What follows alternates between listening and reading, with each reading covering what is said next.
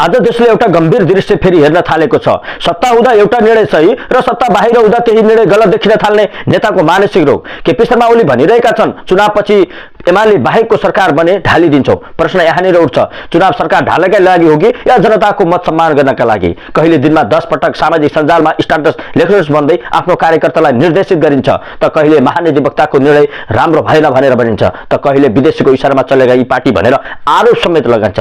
तर त्यही नेताले हिजो के भनेका थिए एकपटक यो पनि सुनौ। हिजो जब रवि लामिछानेलाई संगठित अपराध र सम्पत्ति शुद्धिकरणको मुद्दा हालियो, त्यही महाधिवक्ता, त्यही अदालत, त्यही राज्य संयन्त्र सबै ठीक थिए। त्यो बेला कसैले पनि संविधान सम्झेन, कसैले प्रक्रियाहरू सम्झेन, कसैले न्यायको कुरा गरेन। आज त्यही सत्ता बाहिर पुगेपछि भने त्यही निर्णय गलत देखिन थालेको छ।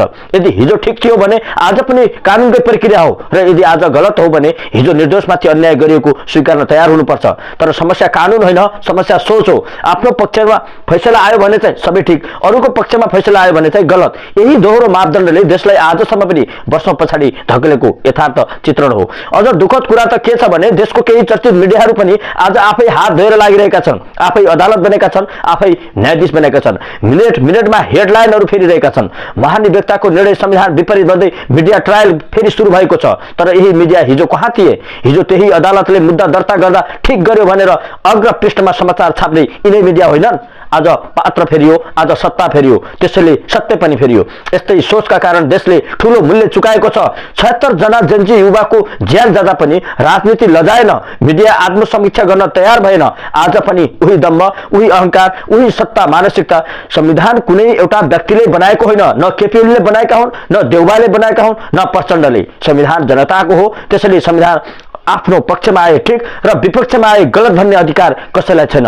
लोकतन्त्र धम्कीले चल्दैन, स्टाटसले चल्दैन, आवेशले चल्दैन। लोकतन्त्र चल्छ कानुनले, क्षमताले र उत्तरदायित्वले। आज देशलाई नेता होइन, नेताभित्रको सोच बदल्न जरुरी छ। किनकि सत्ता जान सक्छ, सरकार ढल्न सक्छ, तर संविधान ढल्नु हुँदैन। लोकतन्त्र धम्कीले होइन, कानुनले चल्छ र कानुन सबैका लागि बराबर हुनुपर्छ। नेता होस् त एउटा नागरिक वा नागरिक होस्, एक नेताको हैसियत बराबर हुनु आजको आवश्यकता हो। तपाईलाई के लाग्छ? आफ्नो प्रतिक्रिया दिनुहोस्।